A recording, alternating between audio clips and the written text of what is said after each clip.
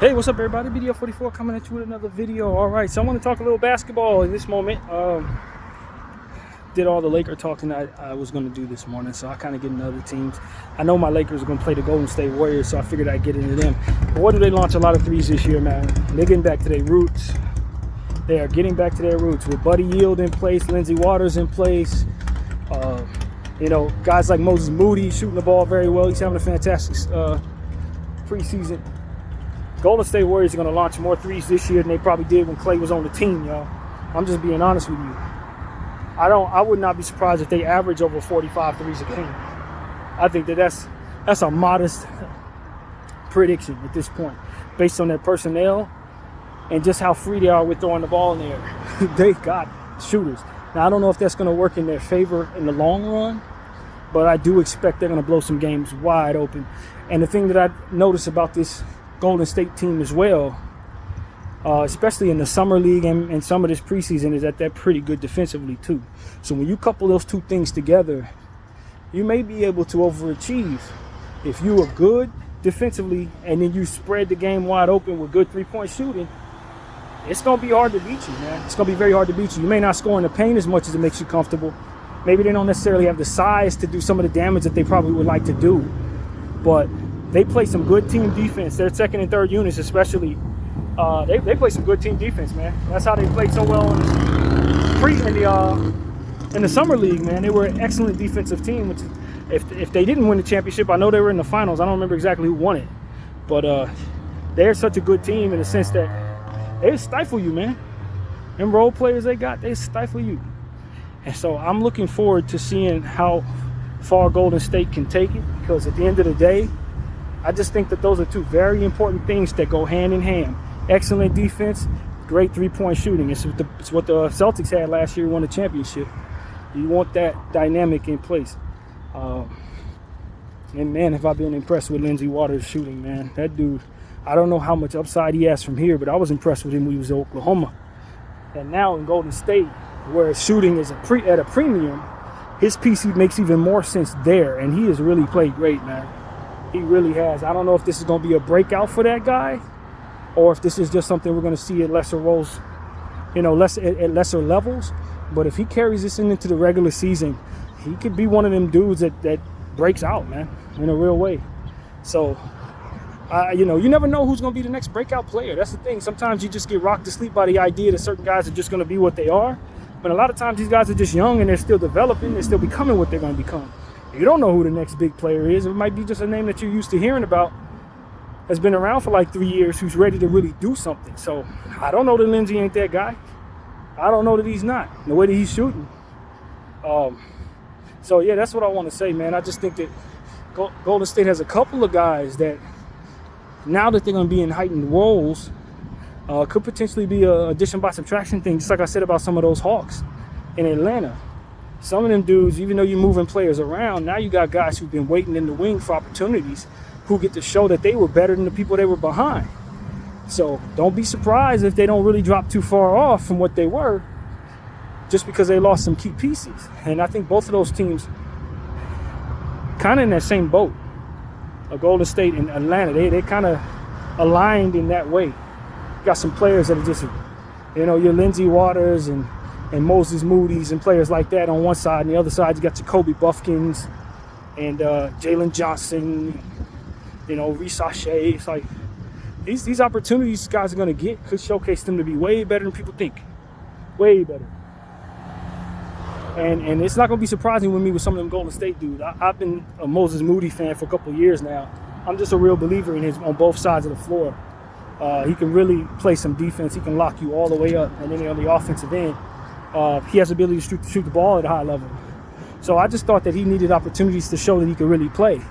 And while I do think that he's going to still play behind players like Buddy Hield, I think he's more likely to usurp Buddy Hield if he plays at a certain level than he would have been if he was still behind Klay Thompson. So the absence of Klay Thompson is going to create some real opportunities for some of them dudes.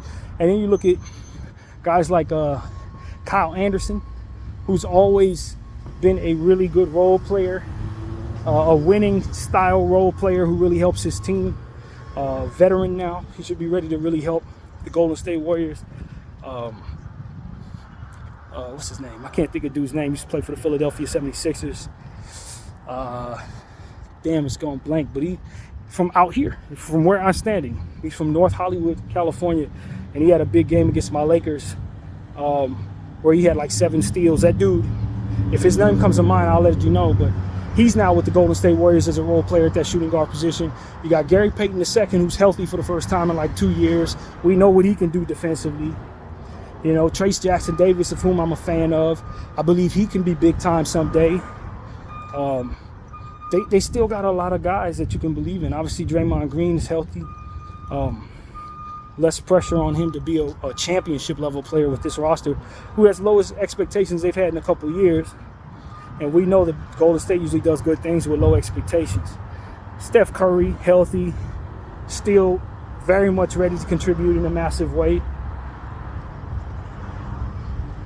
I'm a believer, man. I think that the Golden State Warriors could potentially be a much better team than people think. Based on what I've been seeing from them in the preseason, they're a team that I'm rising up my rankings as it pertains to the Western Conference. I don't know that they can make the playoffs because it's such a tough conference. And there are teams out there that just have more natural talent. But when you talk about play styles, I think the Golden State Warriors have a very good play style. Defense to three-point shooting.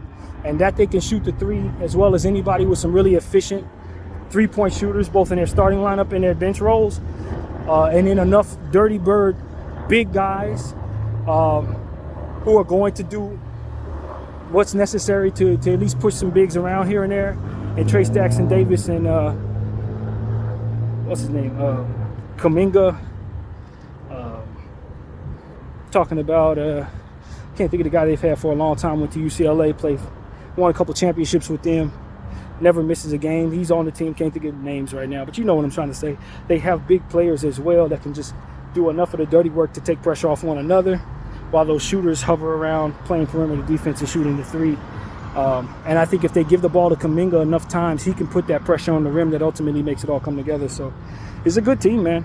People don't really see them coming, but they picked up some really quality role players. Buddy Hield fits in the system as well as anybody fits anywhere. And I think he's probably more a productive three-point shooter at this stage than Klay Thompson was expected to be. So I don't know that Golden State can get better. I think they actually may have gotten better. You think about a guy like Brandon Podziemski, who also shoots the three at a high level, rebounds the ball very well, can play some defense, tough guy. They got a lot of talent over there in Golden State. You don't want to underestimate them. Potentially crawling into the play-in tournament once again. I don't know if their ceiling is much higher than that. But that's based on the souped-up nature of all the teams in the Western Conference.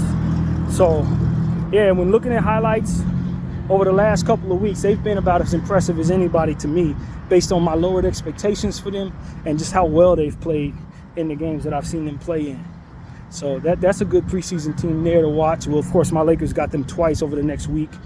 It's going to be a real test for us. But, yeah, I'm believing in what I'm seeing. What else, man? What else are we talking about? There's some other teams as well.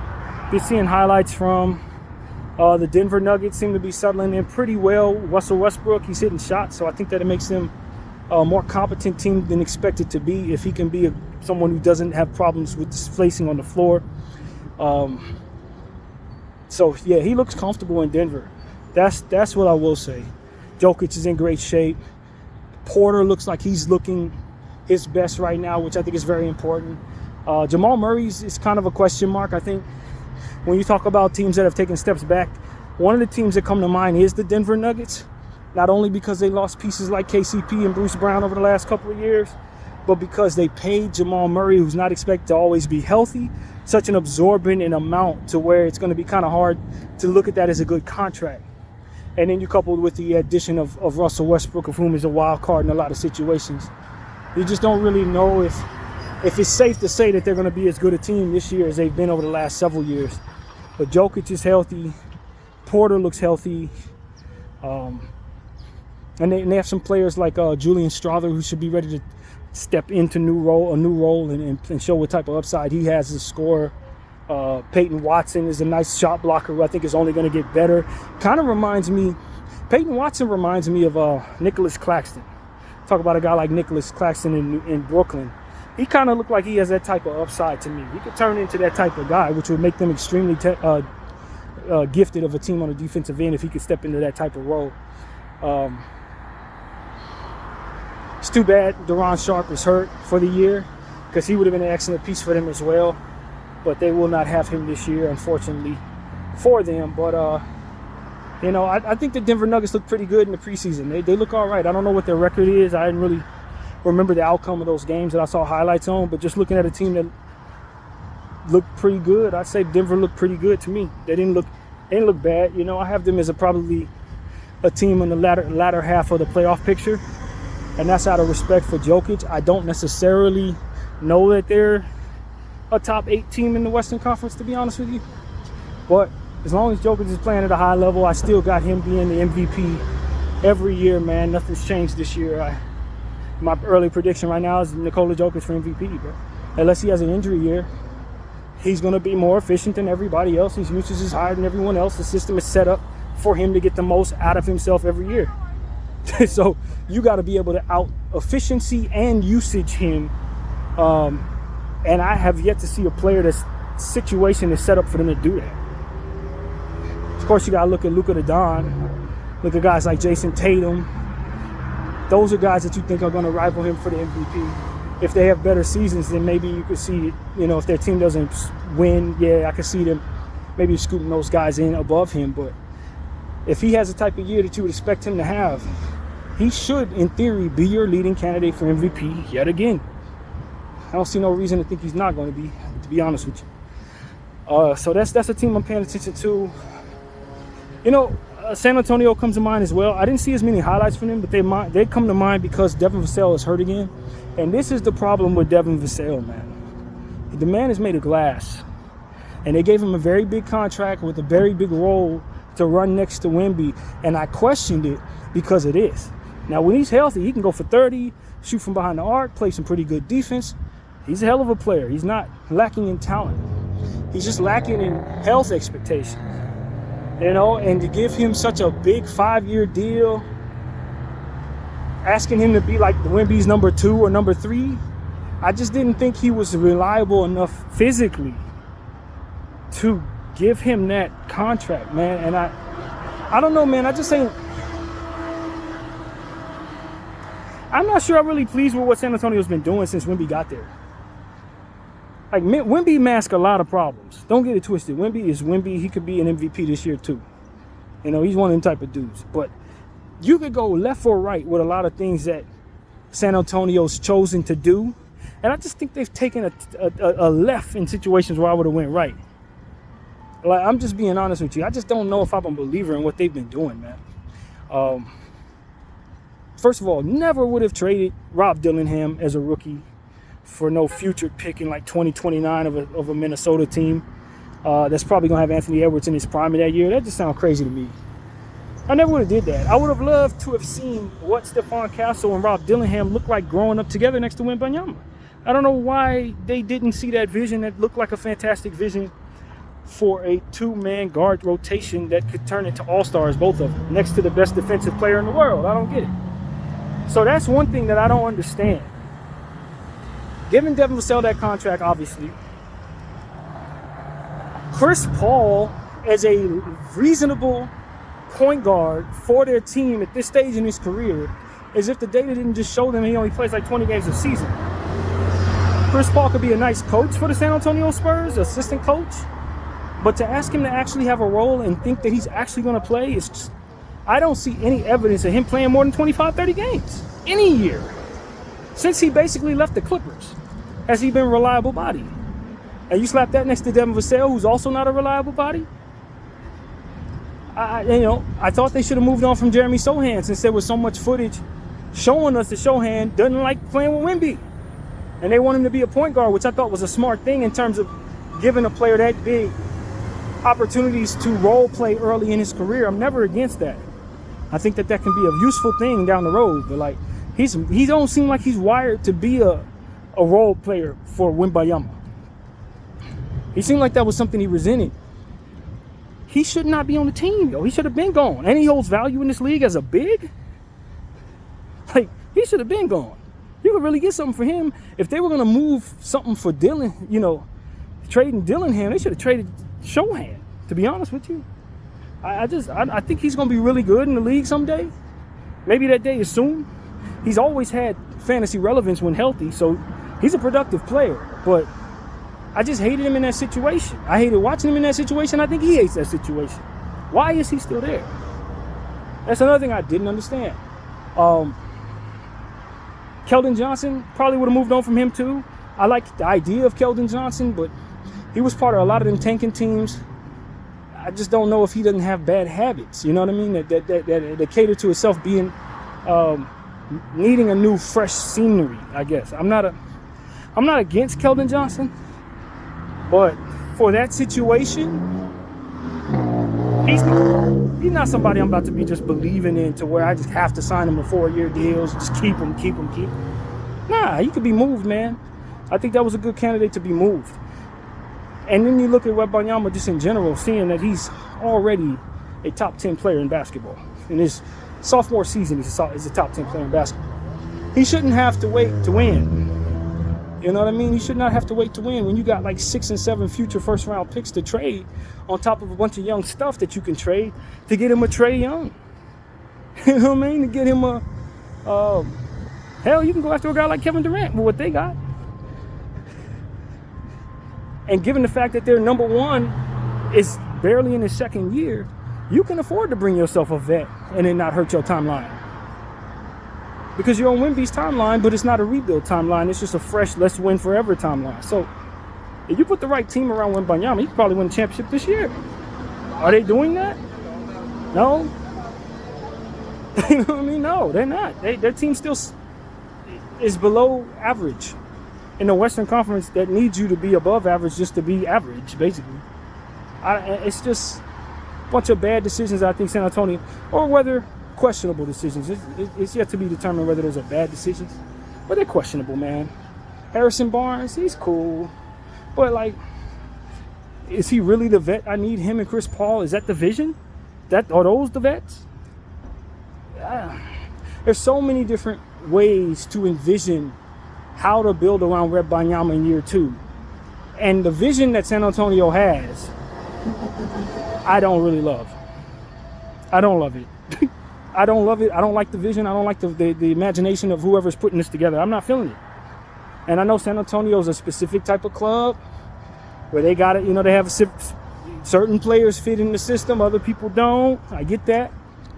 You know, some of the stuff that they have I really like City Sissoko. I think that's going to be a nice backup forward in the league someday.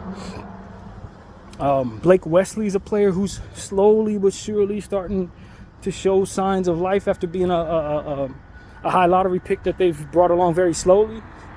Trey Jones is a nice piece, point guard, holds some value in this league. You know, so they do have some stuff that looks good.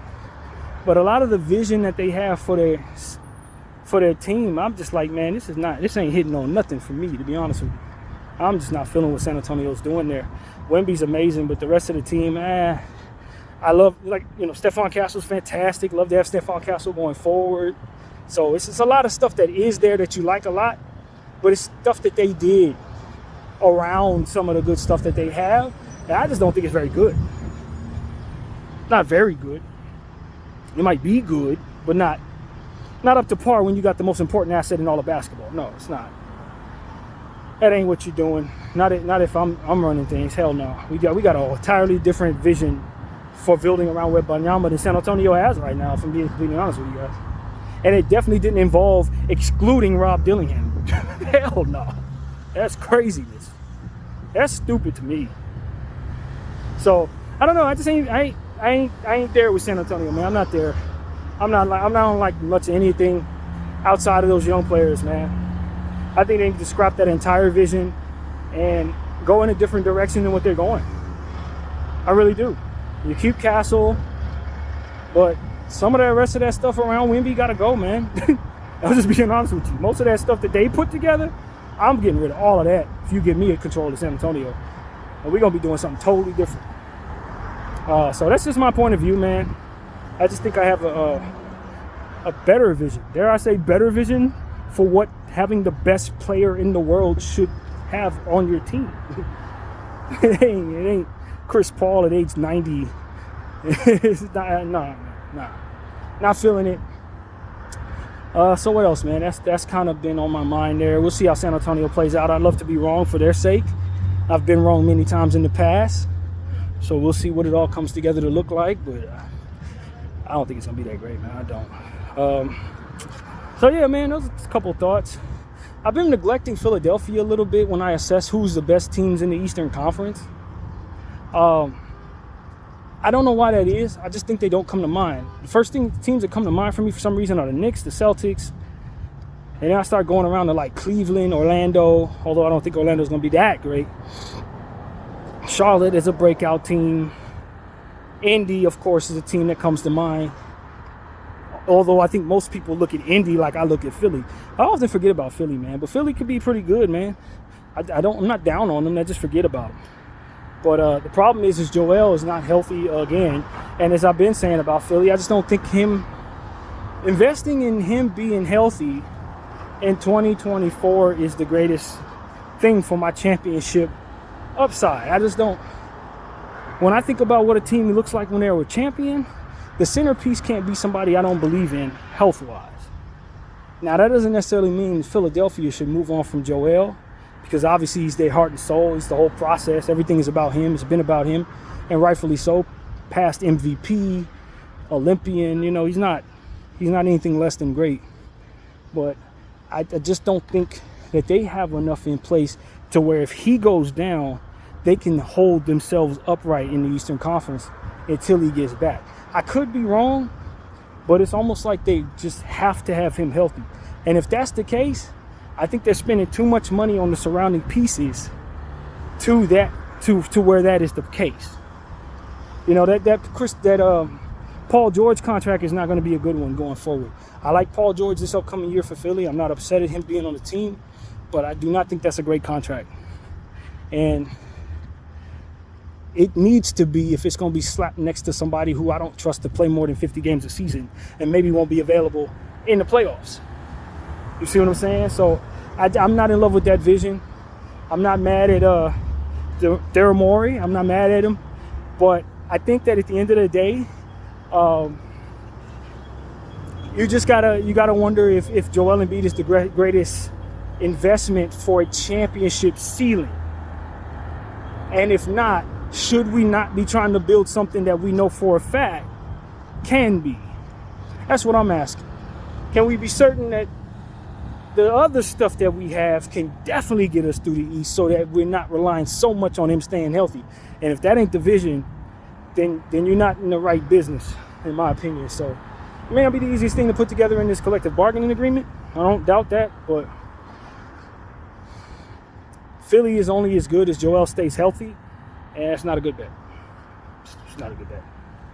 So I like how New York look with Karl Anthony Towns, but I also see some issues with him defensively against players, ironically enough, like Joel Embiid, to where I'm a little concerned about how they're going to look overall when it's really down to the nitty-gritty time.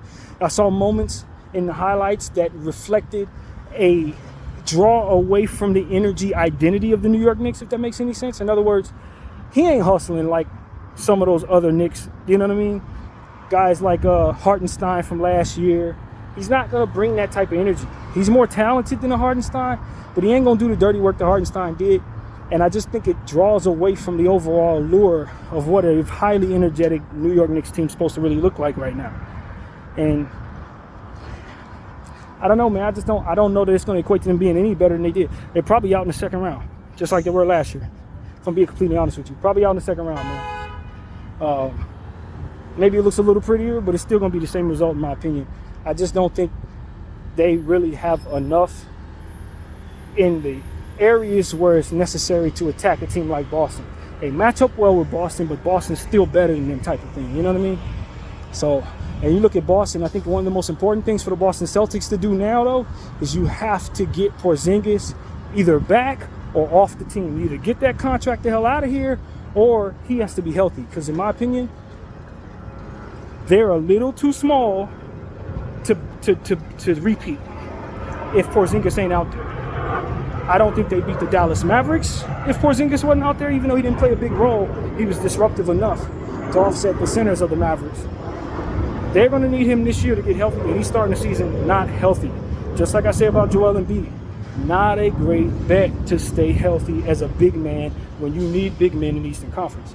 So while I know the Boston Celtics, they have the ability to play bigger than they are because they got multiple players that can play multiple positions. Jason Tatum can play 3 positions. I get it. But when it comes down to the nitty-gritty in a team in an NBA that's getting bigger, you need centers, man. And I just don't trust Porzingis. I'm probably looking to ship Porzingis out for pieces that maybe can do the same thing he can do, or multiple pieces and one of them being a center. Because if I'm the Celtics, I don't trust that, man. I'm telling y'all, I don't think they can repeat if he's not healthy.